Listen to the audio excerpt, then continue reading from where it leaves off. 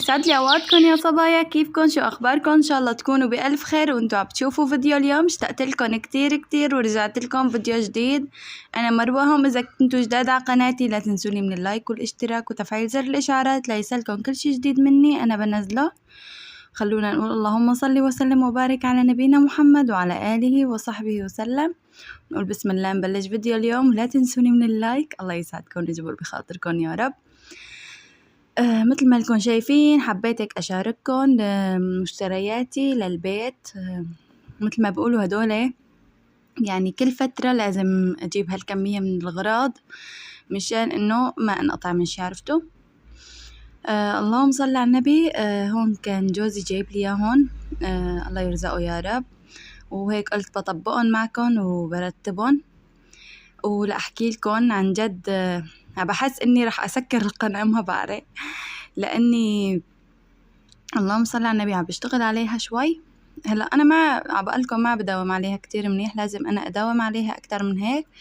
بس الساعات اللي أنا طلعانت لي مثلا، ما بعرف اللي بيعرفوا بهاي الشغلة كمان يكتبولي بالتعليقات.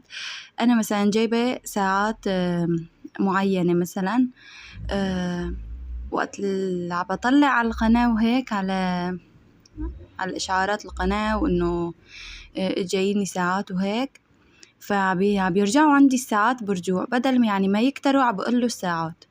فاللي له هيك معلومات بهاي الشغلات يكتب لي بالتعليقات، لأني عن جد كتير هيك عم بنقهر بصراحة كتير. يعني أنا عم بتعب على القناة وبشتغل وهيك، وآخر شي الساعات عم ترجع برجوع، مع إني هي ساعات يعني مثل ما بيقولوا إنه هدول الساعات دائمة، يعني شلون هيك عم بيروحوا أنا ما عم بعرف. اللهم صل على النبي، الله يختار الخير يا رب وهيك ييسر الأمر. عن جد ما بعرف عن جد عم بستغرب كتير إنه يعني إنه هدول ساعات شلون بدي أقلكن، هدول ساعات دائمة، يعني إنه ما بصير يتغيروا. شلون عم بتغيروا هيك عم برجعوا رجوع؟ أنا ما بعرف.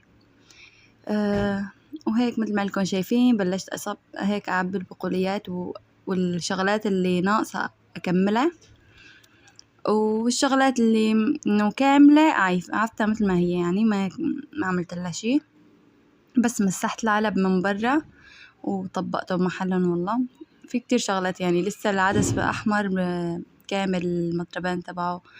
عندي البرغل نصه ما حسنت زيد فوق لأن يزيد بكيس البرغل، وأنا ما بدي يزيد في قلب الكيس وهيك. والله وتقصيري بالقناة عن جد صعب أصور وولادي بالبيت وتسجيل، فكتير عم بستصعب هذا الشي، عرفتوا؟ هلا قبل كنت أصور وأسجل ما عندي حدا، عرفتوا؟ بس هلا بقى صوت الولاد دائما الله وكيلكن يعني، وهيك شفتوا بقى البركة 3 مع بعضهم فبيشغلوا بعضهم. وبالليل عم بجي دا أسجل هيك ما بصير لي وقت كمان، ما بعرف إيش دا أقلكن فهيك الله يختار الخير يا رب وهيك ييسر الأمور. وهون بلشت هيك أطبق الشغلات اللي ما فتحتها، طبقتها بقلب الغزينة نفسها. عندي هاي الغزينة الله وكيلكن برتبة وبطبق فيها وبمسحها دائما، بس سبحان الله بتلاقوا هاي الغزينة في كل بيت يمكن بتضل هيك مكركبة، لأني أكتر شي بنستعملها وقتنا نطبخ. فهيك حسيت إني هالمرة رتبتها، يعني انعجقت بصراحة. بالكل مرة برتبها ما بتنعجق، ما بعرف، حسيت انعجقت وقت رتبتها. فأنتوا أعطوني رأيكم في الترتيب، صارت هيك ترتيب حلو ولا شلون؟ وهون جيت أساوي المنسف السوري، بس بالفروج مو باللحمة، يعني بالفروج. فحبيت أساويها. هاي الأكلة عندي رفيف، بنتي الكبيرة بتعشق على هاي الأكلة، وهي بتحب بشكل عام بنتي رفيف أكلات الرز والفروج وهيك شغلات، عرفتوا؟ يعني مثل كبسة،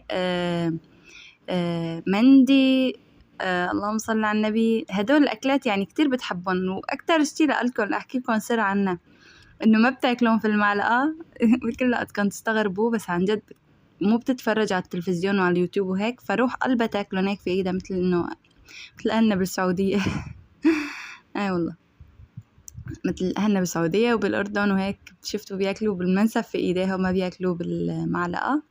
فهيك روح قلبها بقلكم أعمل لها الأكلة وبتقلي كتريلي فوق المكسرات، وإنه مشان تاكلها كتير بتحبها هيك.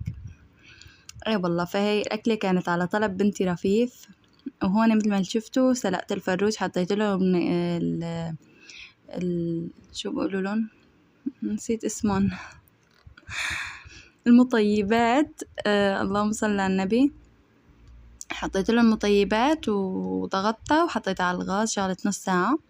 طبعا أنا شلت الجلد تبع الفروج كامل لأني شفته ما بحتاجه أصلا، هي مدهنة الفروجة يعني من دون ما حطيت جلد هي فيها دهنة. والله فهيك. وهون كمان جبت حطيت معلقة سمنة، وحطيت بلشت أقلي الرز والفريكة. طبعا الفريكة نقيتها وغسلتها كتير منيح، والرز نفس الشي غسلته كتير منيح، وهيك بلشت أطبخن. مية هاي الرز والفريكة شفتوا يعني عقدة أصبع زيادة عن الرز أو الفريكة. فهيك بلاقيها الأكلة سهلة، مو هيك طبخ رز، بس هي إيش صعوبتها إنه الفروج بده هي بده تفتفتوه هيك، عرفتوا؟ أما ما لها صعوبة يعني هي الأكلة. بس هيك بقى واحد إذا بده يعمل كل شي وهو واقف، مثلا أنا بجلي بعمل الأكلة وبجلي الجلي اللي بيطلع كله كامل، ما بعرف شي، عرفتوا؟ مشان هيك يمكن بطول شوي بالمطبخ. فهيك والله الله يديم النعمة يا رب. وهي كانت نتيجة الفريكة والرز، عن جد طلعت مفلفلة وغير شكل. وهذا الرز كمان سويت رز أبيض.